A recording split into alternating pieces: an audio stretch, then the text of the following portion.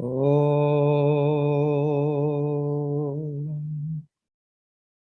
Purnamada Purnamidam Purnat Purnamudachyate Purnasya Purnamadaya Purnamevavasishyate.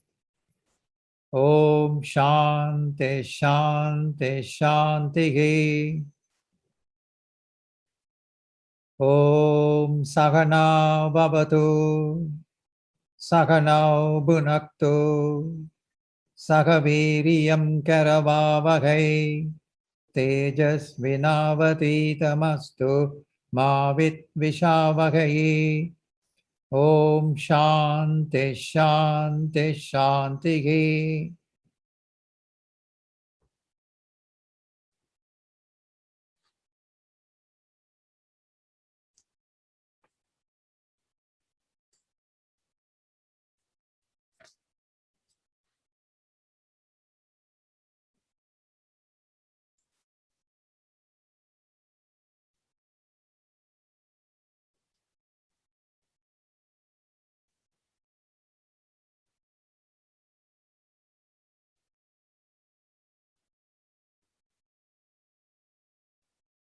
Lord Krishna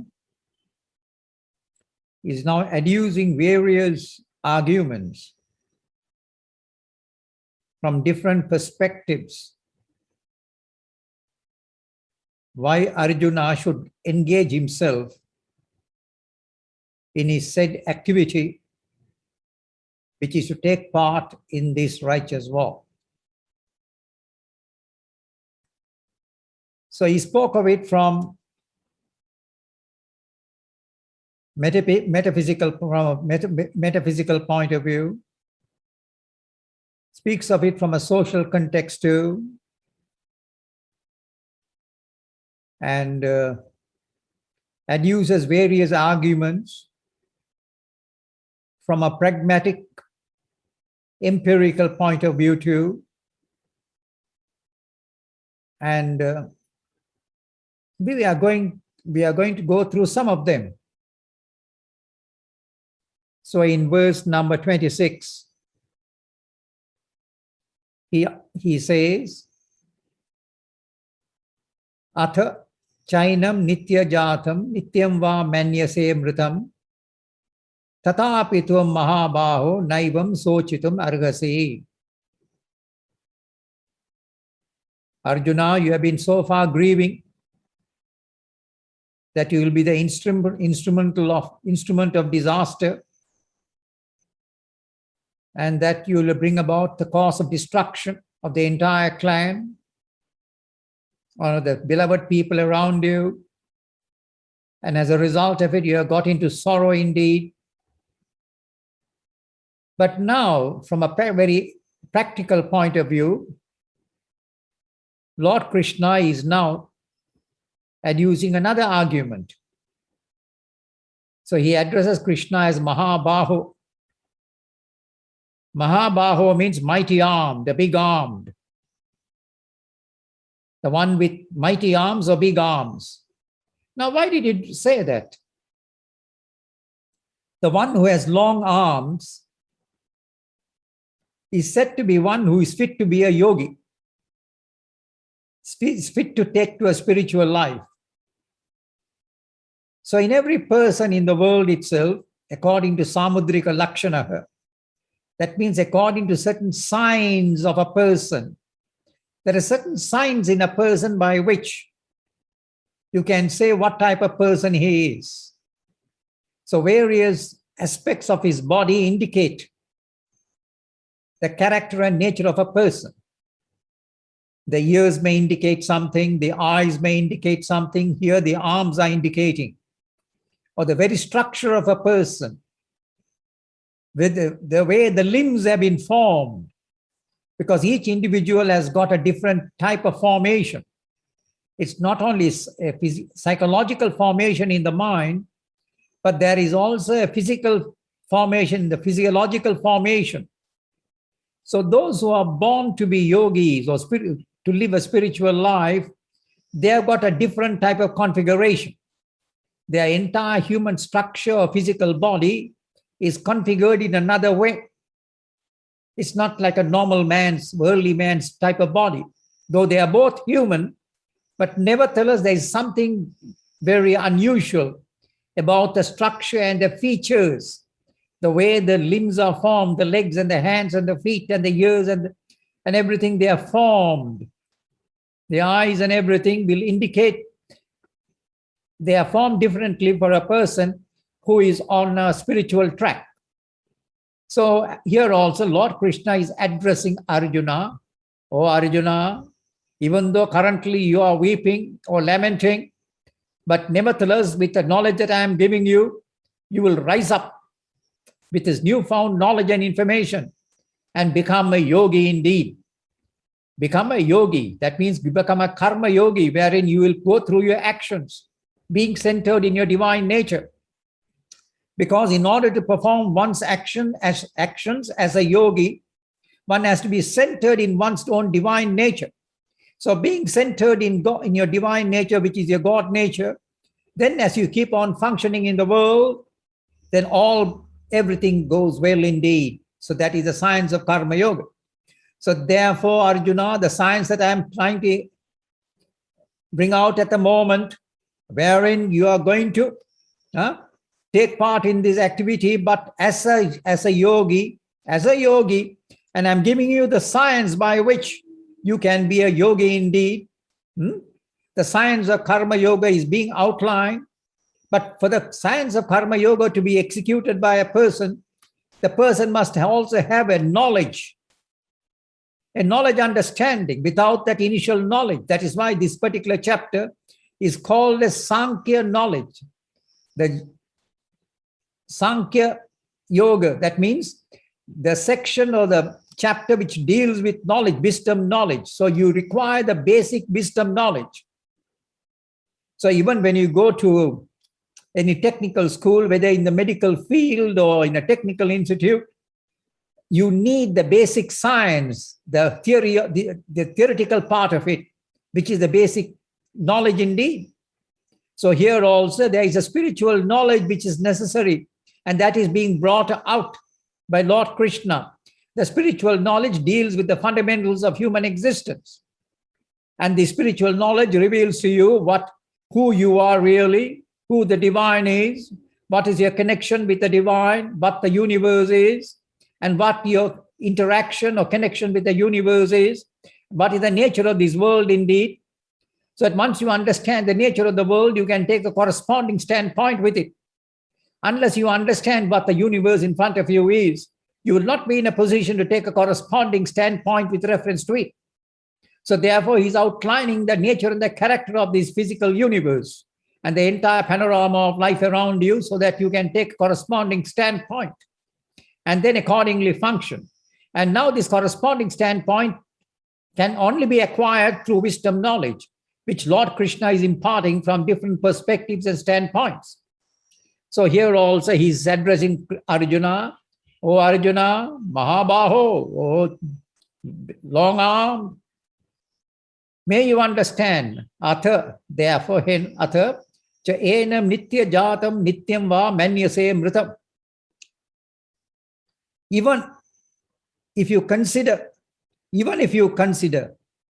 the sake of argument is bringing out this point. Enam nitya jatam, even if you consider that a person, you are going to be born always nityam, you always are born, and nityam va manyase mritam, and you will always die. So the one who is nityam jatam, you are always born and then you always die. So death and birth is a natural process indeed. You come into the world, as you come into the world, you are born, and as you leave the world, you die. That's a practical, empirical process indeed. So that being the case, because it's a natural thing for a person to be born, he has to die. Tata api tvam mahabaho naivam sochitum arhasi. Therefore, indeed, Arjuna, you need not grieve over this. Why? In the next verse, he says, why you should not grieve over it.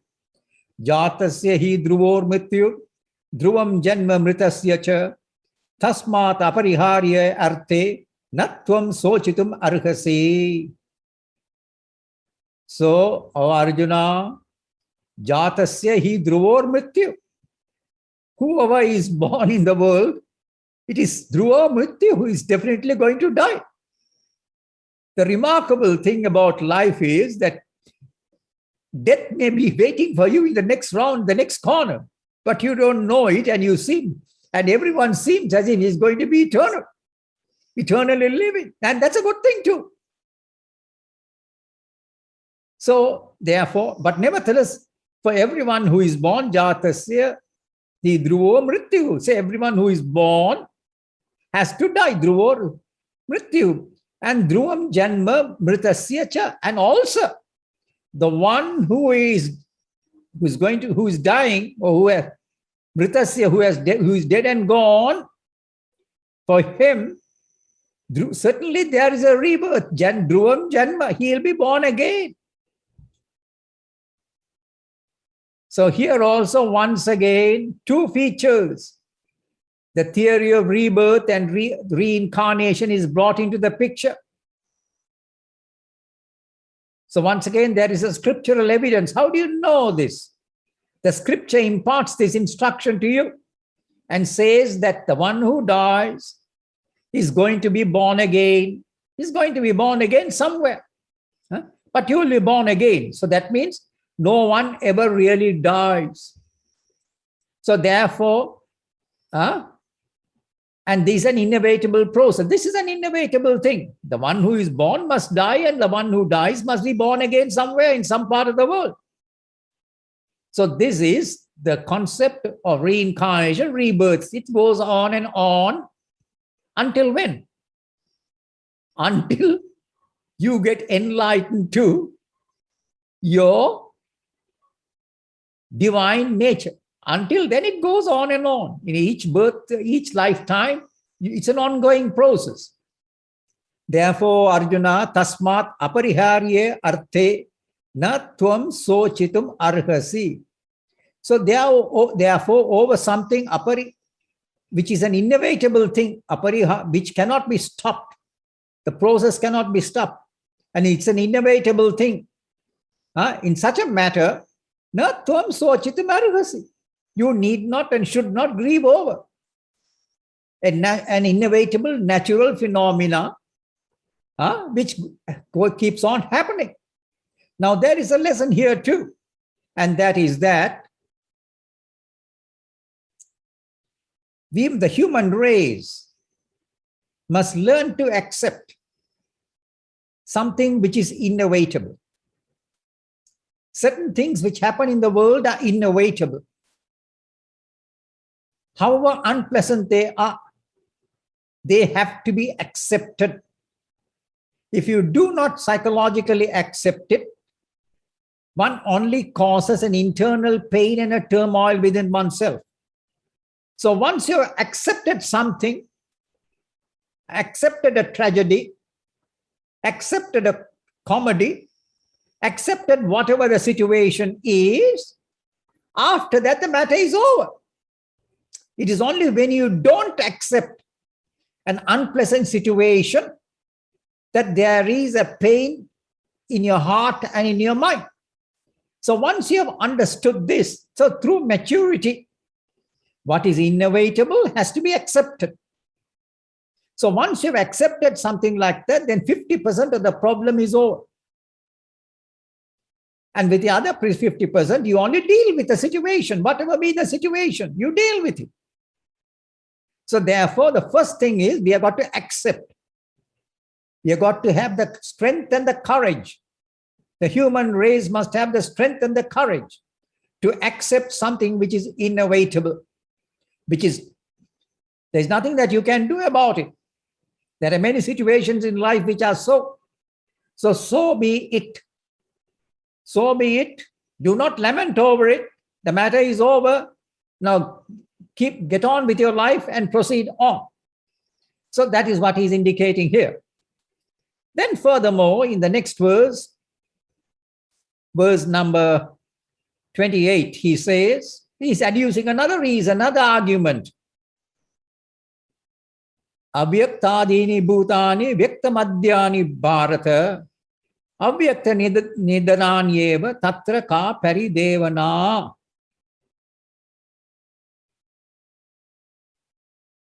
Oh Arjuna, may you understand, oh Bharata. Now he is using the word Bharata for Arjuna. So Ba means you are, Ba means light. You are reveling in the light of knowledge and light of understanding. You are no ordinary person. You come from this illustrious dynasty, the Bharat dynasty, and you got your learning and knowledge which is backing you up. So therefore you should not feel grieved or sorry about it. So he says, Avyakta, Avyaktadini Bhutani. So all beings which are in the world, they are Avyaktadini, they are unmanifest in the beginning. Of course they are unmanifest. No one knows from where he came. Do you? No one knows. So they were Avyaktadini, from somewhere you came. But you wonder how you came here, that's all. But the fact is, you were Avyaktadini, you were not visible before. Huh? You were unmanifest before. You were somewhere else, somewhere in some part. Huh? Avyaktadini Bhutani. And then Vyakta Madhyani. And in the middle, you now transpire. In the middle, right now, in this particular time, in that particular time period, in this body, Vyakta Madhyani. And in the middle, you are now existing. Vyakta Madhyani Bharata. And then Avyakta Nidaraneva. And after you have passed away and died away, gone away, you become unmanifest again. As far as your current personality as Arjuna is concerned, there was no Arjuna before. There is an Arjuna today. And after you pass away, this Arjuna will be no more. This Arjuna, you may be somebody else later. But right now, this particular person who is known as Arjuna, to whom this entire instruction is being given, he is only appearing as Arjuna for the time being. Avyakta Nidananyeva tatra ka paridevana. In that, where is there to grieve over? So all beings are like that. They appear in the world they appear from nowhere, exist for some time, and then disappear into nowhere indeed. No one knows where he has gone, but he has gone somewhere. Not that he ceases to be, he has gone somewhere. So over that, what is there? That's a natural thing. That's a very natural process. In fact, in one of the nice mythological stories, in the Indian culture and tradition, they have got a lot of supportive teachings which have been given in the form of mythological stories. They are myths. So mythological myths and mythological stories, through those myths, certain truths are brought out. But what has happened is the human race believes that those truths are very real and very historical. They are just truth. They are mythological stories to bring out certain truths. So there are mythological gods and mythological goddesses and mythological personalities out of which a story is fabricated and around which a teaching is given, certain truths are imparted. So here also in one of these mythological stories, you find Narada was a celestial traveler. He was like an angel, celestial traveler. He could at will travel from one part of the universe to another part. He had that gift. That gift was given to him. So this Narada once went to meet Lord Vishnu. And then he asked Lord Vishnu, now Lord Vishnu, I want you to tell me something about your glorious Maya. Glorious Maya. What is this Maya that the whole thing is coming out of this show of Maya? What is all this glorious Maya out of which the whole universe is being dazzled by this Maya? I want to know something little more about this Maya, this power which dazzles and entices and fascinates the entire human race and creates such a phenomenon in the world. I want to have a better understanding about it. a more realistic perspective about it. So, and they were meeting by the river bank. So Vishnu told him, all right, I'll tell you, I'll let you know what my Maya is, but in the meantime, the river is just by the side, you just take a dip and come back. So Arjuna, Narada, the celestial Trikala Sanchari Narada, who travels in the three regions, so he got into the river and took a bath, took a dip. Now, you know, the Indian culture of taking a dip is they cover their ears, shut their eyes and take a dip in the water. That's the Indian way of taking a dip in the river. That's a cultural tradition. So Narada also did the same thing. But as he took the dip into the water, what happened to the poor chap? He found himself, he had an extraordinary experience. And what was that experience? He found that now Narada is a bachelor. He's a bachelor. Now what happened to him? He is having an extraordinary experience. That there he is living with some woman somewhere with half a dozen children, and he's having a torrid time in taking care of his wife and his 6 children, and in trying to maintain and feed them, and going through a process. And thereafter he got married to this woman. By some fate. It is all fated. Poor chap, it was his fate to get married in that experience which he is having. And then one after the other, he had 6 children, and so 10 years, 15 years had passed. And the poor chap, Narada, he had to struggle to maintain those kids, to keep them in good humor. And it was even more difficult to keep his wife in good humor. So keeping all of them in good humor was he was tired by that time. And then he was telling, what has happened to me? What is all this? And in the meantime, as years went by, he had become old. And then he emerged out of the water. Having taken his dip, he came out. To his utter relief. And he was thinking, where will I get my relief? And as he was feeling where I will get my relief, he took a dip in the water as he came out. So within a split second, he had undergone a huge experience. And then Lord Vishnu looked at him and smiled. And at that time, Narada understood the Maya, the Maya of God. The Maya means that magical power by which the whole process is taking place. Then he understood by personal experience as to what the glory of this power of Maya is. So now, how does it take place? Of course, you know very well that space-time coordinates. You can change the space-time coordinates to any level you want. It's only a space-time coordinates. The x-axis and the y-axis and the coordinates are there, and you can change the coordinates to any length that you want. And so within that split second or split 1 minute, the coordinates are so changed that the entire lifetime's experience transpired for Narada. So this is the glorious mystery of life. Why go so far? As far as Narada wanted to find out the mystery of Maya, part of the mystery of life. What about you? Don't you have this experience too? When you go to sleep and you have a dream, you have various types of dreams, and you go through a particular type, any type of dream. Previous night, you had a hearty meal and you went to sleep.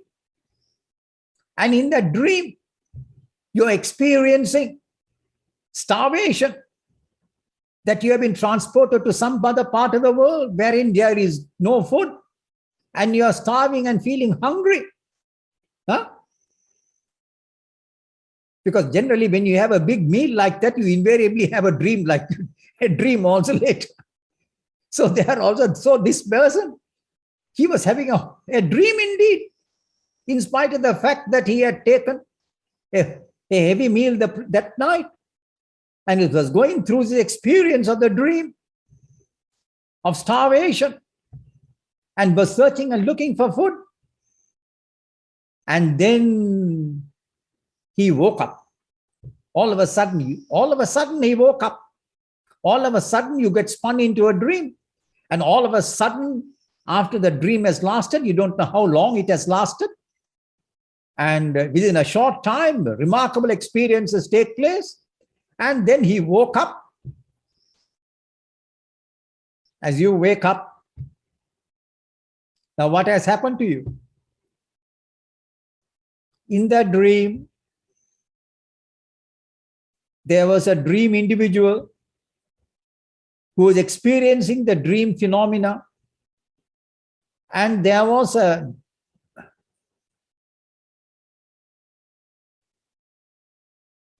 dream experience, the dreamer, and also at the same time, there was a separate universe, the dream universe, in which all these experiences are taking place, and you are the dream individual. But the moment you wake up, it's a great relief indeed. It's a great relief for you to have come out of that dream.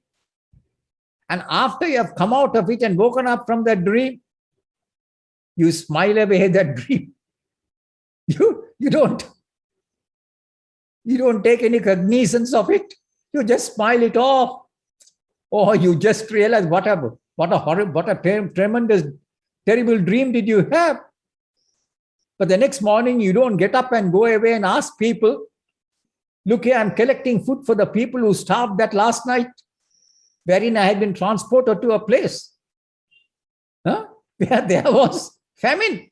And so now in my condition here, I'm searching for food so that I can take food for those people. And I also can have something for myself. And the man says, what is this? You are now in, and he says, this was in Africa, some part of Africa. But the person says, you are now here. How did you go to Africa and come back within one night?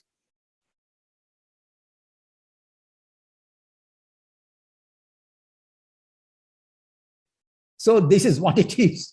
This is what the whole thing, so therefore, in this situation, the dream individual, what has happened to this dream individual? He was a fiction. He was a fiction. He was not a, so the dream universe was a fiction, the dreamer was a fiction, the dream experience was a fiction. That is what the dream phenomena is. And in between, you got manifest. You as a miserable person, as a dream individual, you got manifest. Prior to that, you are unmanifest. You are nobody, nowhere. Later on also, you will be nobody, nowhere. So in between, you transpired with your own universe. With your own universe. Actually, you know what has happened to you at that time when you were dreaming? There's a great secret there. Wasn't your own mind spinning? Your own mind was spinning in the dream. As a result of this spin in the mind, three things transpired. One was the dream individual. The other was the dream experience. And the third was the dream universe. All the three things simultaneously appeared, and they also collapsed simultaneously. Similarly also, but remember one thing, while you are in the dream state, there was an energy moving in your mind. That energy got energized, and as a result of that energy getting energized, there were these triple phenomena transpire. Similarly also, in the waking state, you're having a waking dream. And in this waking dream, there are three things which are there. One is you, the waking individual. Two, the waking experiences that you are having. And thirdly, the waking universe. This entire physical universe that you see around you, all these things have transpired. So this waking world is being experienced by you. And do you know why? Because your mind is in a spin. Your mind of yours is undergoing a spin. It has got energized. This mind has got so energized. With what? With all your impulses. So it has got an energy. The energy and the impulses of your desires, of your passions, of your wants, of your ignorance, because of which you are searching and looking. So all of these things have energized your mind. So what have you to do? You've got to cool it down. Spiritual life is nothing but cooling this energy down. No more than that. So because of these passions which have created this energy, your mind is in a whirl. And this whirling mind, when it stops whirling, the whole thing collapses. You as a waking individual, the waking universe and the waking experience, everything collapses. And you are back to your original state, your divine status indeed. So therefore, what is there to grieve over this? What is there to grieve over this phenomena? This is nothing but, so enlightenment is nothing but waking up from this horrendous waking dream that you are going through with a different time scale. The space and time coordinates are different here. And you are going through this remarkable experience.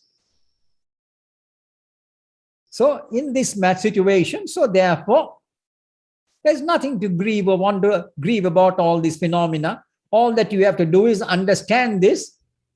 And then once you have understood the whole phenomena, now all that you have to do is, that is why it is said, dispassion, vairagyam, dispassion. All your passions have to cool down. Then the energy content in your mind cools down. And it collapses. So as you cool down, the whole universe will also collapse. Where will it collapse? It will all collapse into you. Inside you, the whole thing collapses. The world collapses into you indeed. So your mind was spinning. When the spinning mind stops spinning, when the energy has subsided, everything collapses. The world's end takes place. And you are reverted back to your original true status. Therefore,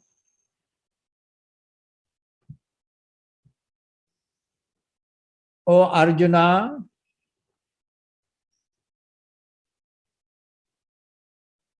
he's telling something very remarkable in the next verse.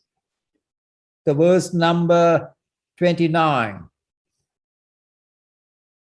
Therefore, thereafter, once this experience, once your waking universe with a waking individual has collapsed, and you experience your divine nature, your divine status, then what is the character of that is being explained. Ascharyavat pashyati kastidenam, ascharyavat vadadi tadaiva chanyaha, ascharyavat chainam anyaha srunoti, srutvapyenam vedana chaiva kaschit. Therefore, ascharyavat pashyati kastidenam. So therefore, when you have this divine experience of your immortal godly nature, God nature, you are so shocked. Ascharyavat pashyati. You view that experience with great wonder indeed. It's a great wonder. You are so shocked. So that is why you have got to be shocked into enlightenment. You have got to be shocked into enlightenment. You got to, so there is a shock therapy. There is a shock therapy to shock you into enlightenment.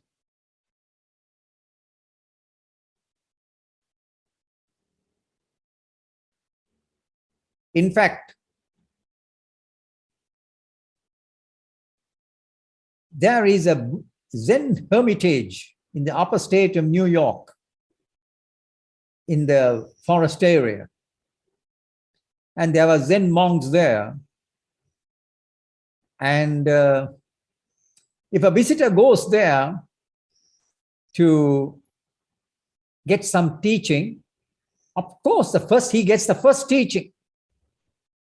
As he enters the premises of which has got a huge acreage of land, as he enters and opens the gate and walks in, the abbot of the place, he comes there quietly, and then he looks at you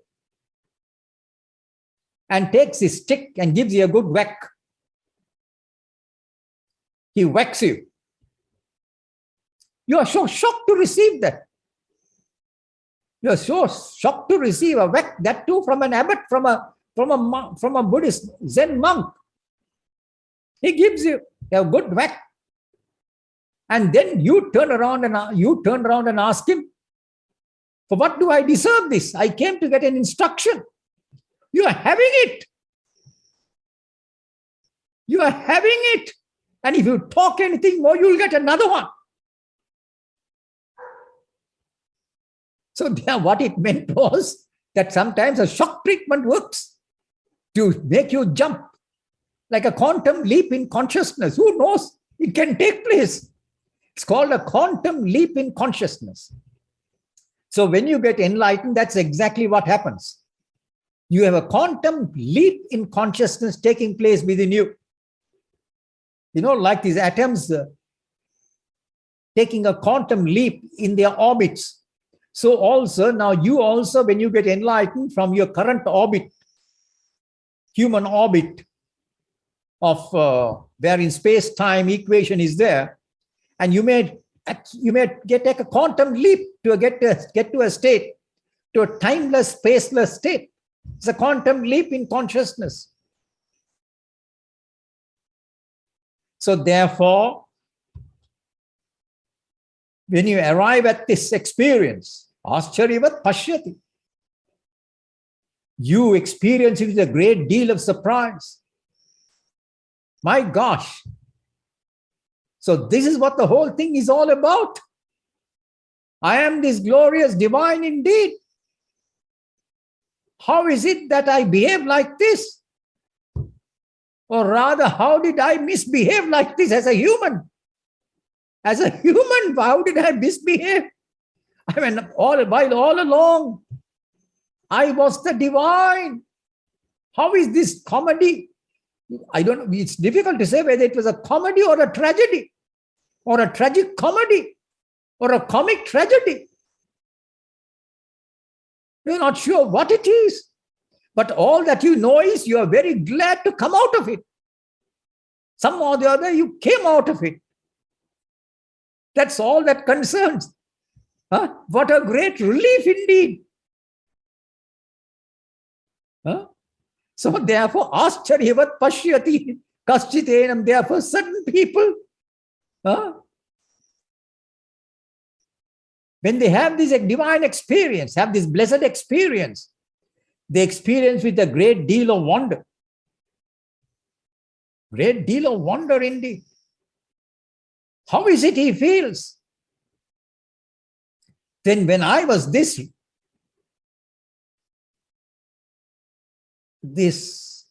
reality, this truth of life, because he said God is the reality, God is the truth. When I am this truth itself, the reality, how is it that I experience my non-existence? How is it? Even though it was the reality, how I lost it? How did I lose it? Even though I am Swayam Prakasha, I am self-luminous, Swayam Prakashaka. That means I am aware of my glorious existence. How did I lose it? How did I cease to be conscious of it? Huh? How did I cease to be conscious of it? I'm all along this indeed. And this is the only thing is. And then, not only that, I am full of bliss. That's my natural state. Ananda. Ananda or bliss is my natural state. How did I lose it? And now I am behaving in such a way in the human world, looking for crumbs of bliss, crumbs of happiness, crumbs of pleasure, crumbs of joy. How am I seeing, looking for all of this when I am the embodiment of bliss indeed? Huh? It is something shocking. I must have been really mad or really a fool to do so. I don't know which way it is. Huh? So that is the surprise indeed, the glorious surprise you have. And then you are nirvikara. You have no modifications of any order. You are full. You are paripurna. Paripurna means ever full. A thing which is, and it cannot modify itself into any character, but you are a constant modification. You are constantly modifying yourself every moment. Every moment you are undergoing modifications in your mind structure, feeling structure, emotional structure, bodily structure. You are continuously undergoing modification. In spite of the fact that you are nirvikara, you are free of all modifications. You are like the ocean, which is of the same nature at all times. The ocean is full, doesn't undergo any modification.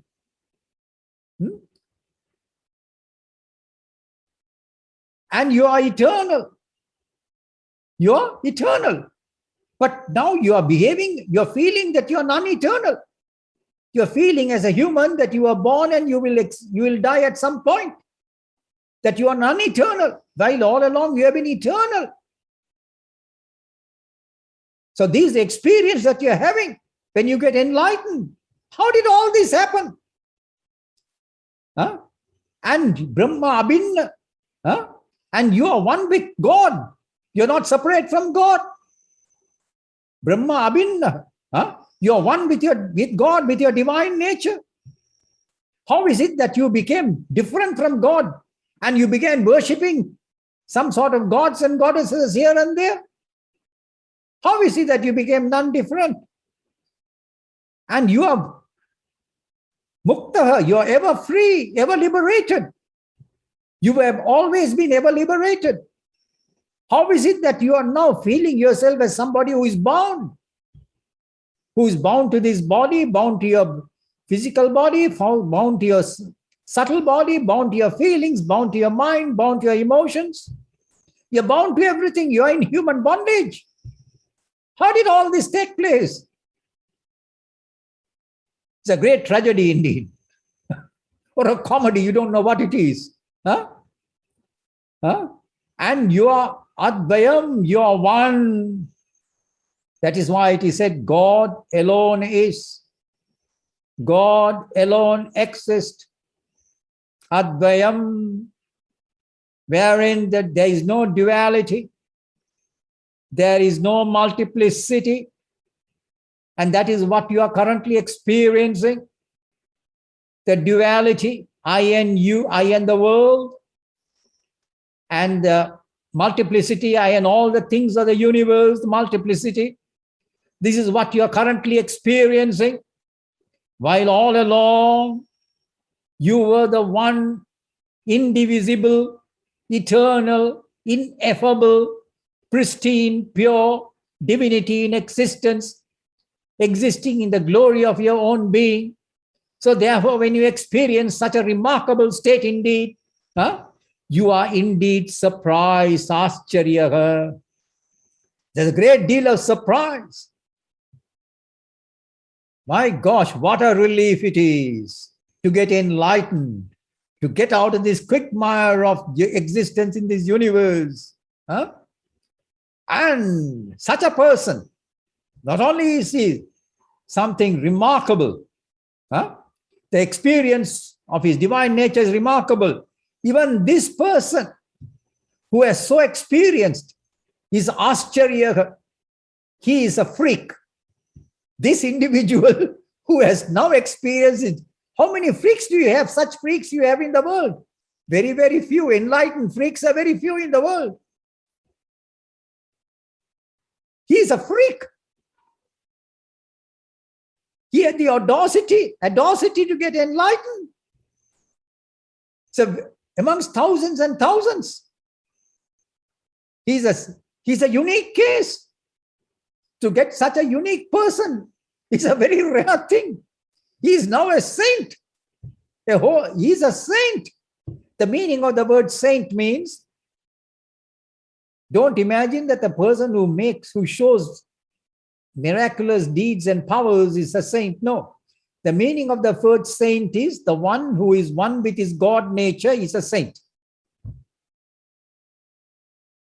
Whether he does miraculous things or not, that is beside the point, that is irrelevant. But what makes him a saint is his God experience. That's what makes him a saint, not his deeds and activities. They have got nothing to do with it. It is his own personal experience that I am the divine. So it is that experience which maketh a person a saint indeed. So therefore, and in the world, how many of them are there? Very, very so kaschitena. So therefore, such persons are very, very few in the world indeed. And this person has to go through a process. And what is that process that he has to go through? He has to go through a huge process wherein this person, first of all, in order to become enlightened, and not many people aspire for this in the world. It is not many people who have got dispassion in the first and foremost requisite for a person to venture into this august field or august way of living is to have dispassion. All his passions, or at least most of his passions, have cooled down. The the greatest blessing that a human mortal can have via the grace of God is to have the blessing whereby your passions have cooled down to a very minimum level. You were formerly in high octane energy. All that has cooled down, and you have become calm and peaceful and serene.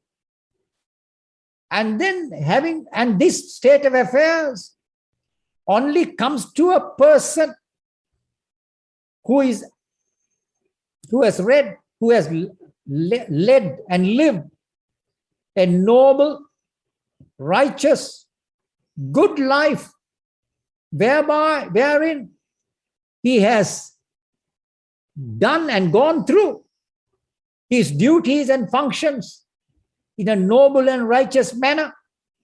Out of that way of living, this person had acquired spiritual virtue, and by being a virtuous person, God confers upon him with his grace a new status or a new state of affairs, wherein he makes his passions cool down. And when his passions cool down, and God gives him a new aspiration, because he has completed his duties in the world meticulously. Maybe he may have completed his duties in his previous lifetimes. May not be in this life, but in previous lifetimes. He had completed his duties, his functions, his karmas, his obligations. and led a good and honorable and meritorious life.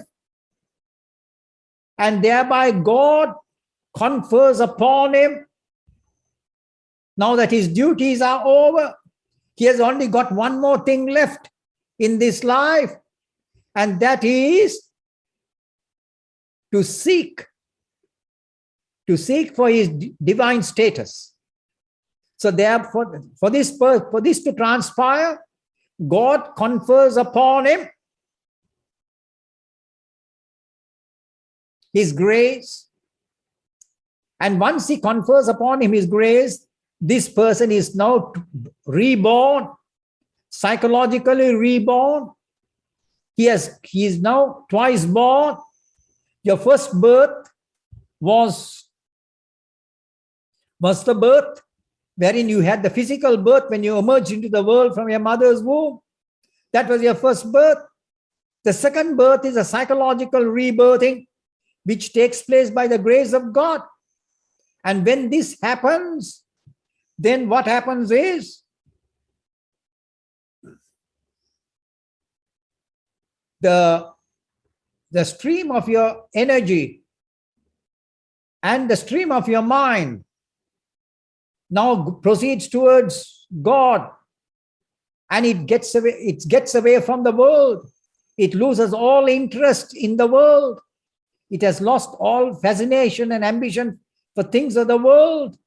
The person has now become God-focused. God-focused. Such a person who has now become so God-focused and who is aspiring for liberation in this manner is called twice born. He's the only person in the world who is called as twice born, born again. He's a born again person, born again by the grace of God. And such a person is now called a Brahmana.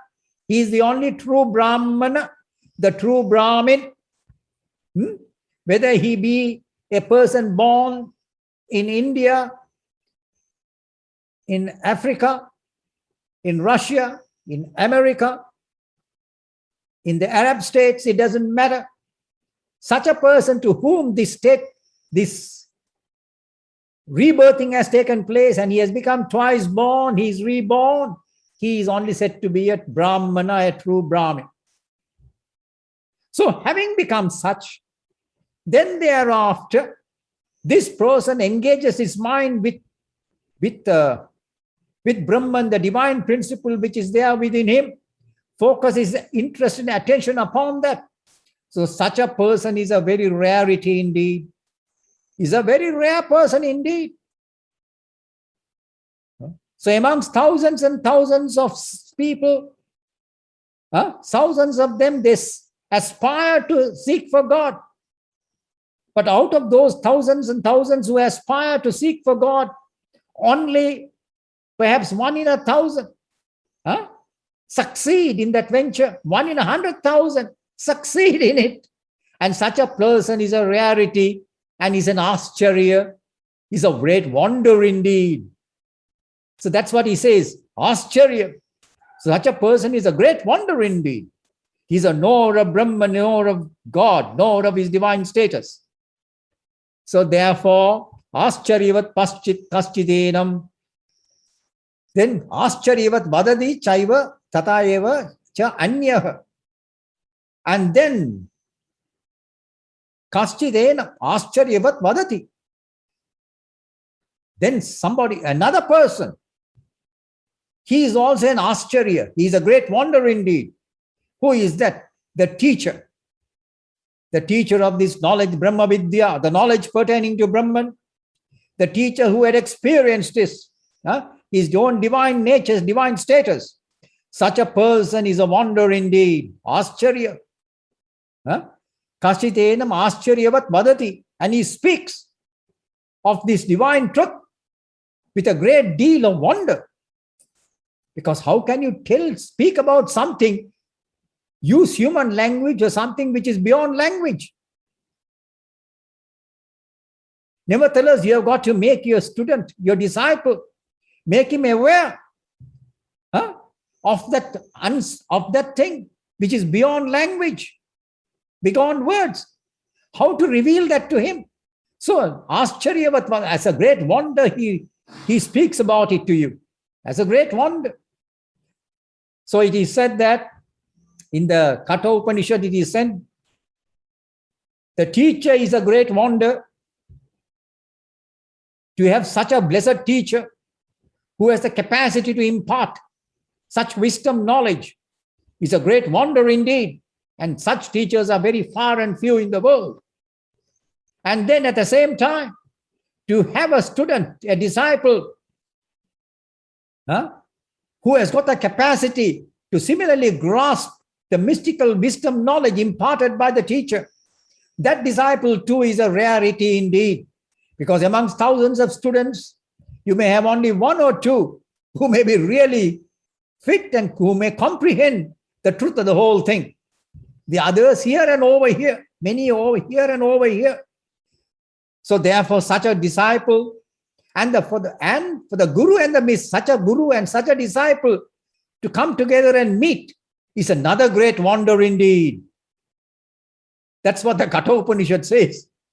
It's a great wonder indeed that these two can meet together and have a wondrous transaction.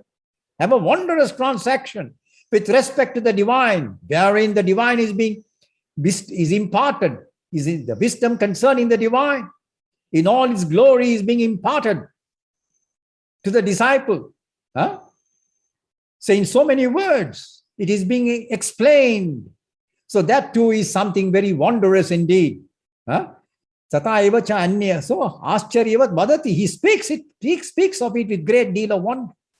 So such a person, so wondrous teacher, speaks of the divine with a great deal of wonder as to how glorious and wonderful it is. And he has to use language, phraseology, terminologies in order to express what it is. And there are various ways by which he has to fortify his disciple to have this knowledge, to express something which is beyond words, beyond language, but to use the framework of language to explain. And one of the processes adapted is, Lord Rama was asking his teacher, Vasishta, the sage Vasishta, what is God? There was silence. There was no reply. Then second time also, Lord Rama asked, what is God? And the third time also he asked, what is God? Still there was no communication from the teacher. And the teacher replied, I am revealing to you what it is, but you are not comprehending it.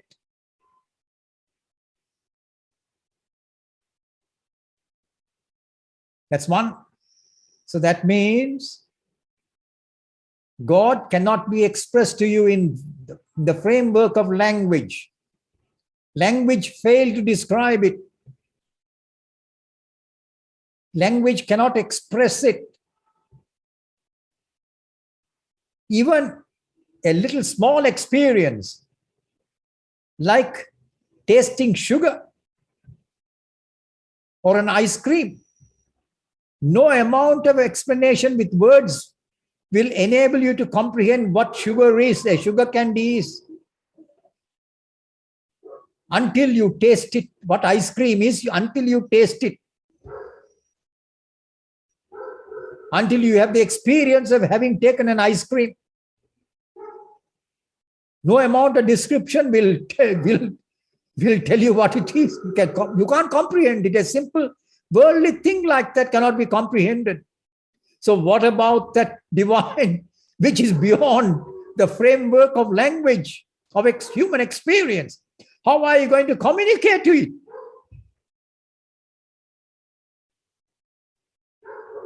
But there it got communicated.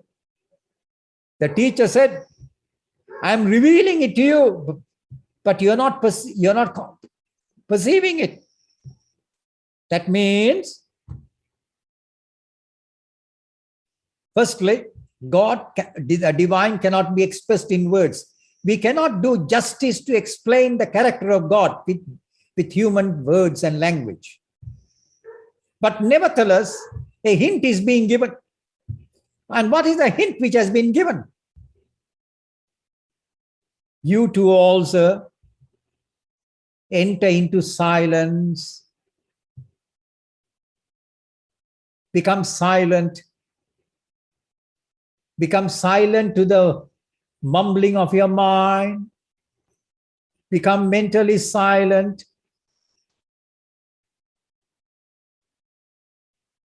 So and in silence, all language drops, all expressions drop, all feelings disappear. You are at peace, total peace. While being at peace, you are at peace with yourself. Be mentally silent and silently be aware. And that is the way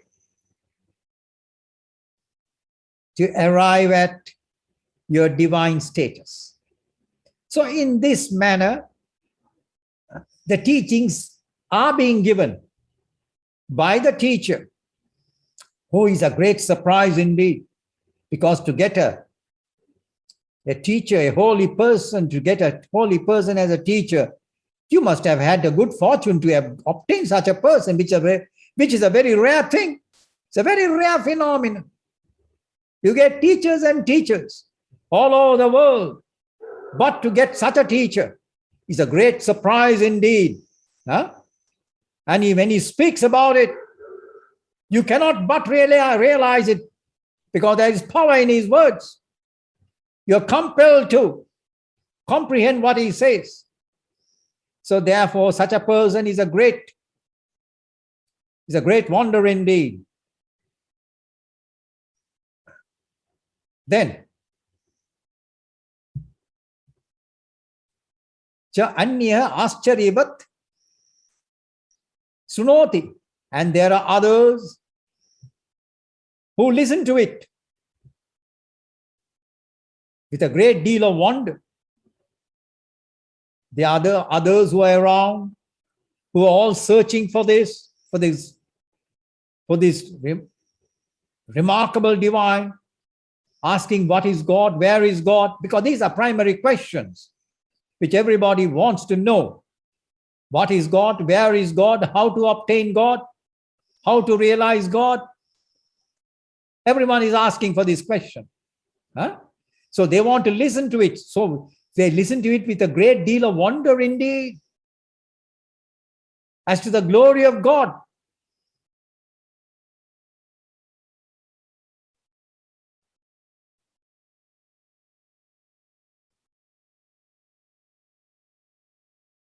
And that listening to the glory makes them feel glorious, inspires them, instructs them, inspires them. Huh? So in this manner, there are others with a great deal of surprise. So is that so? My gosh, I am really God? It's good news.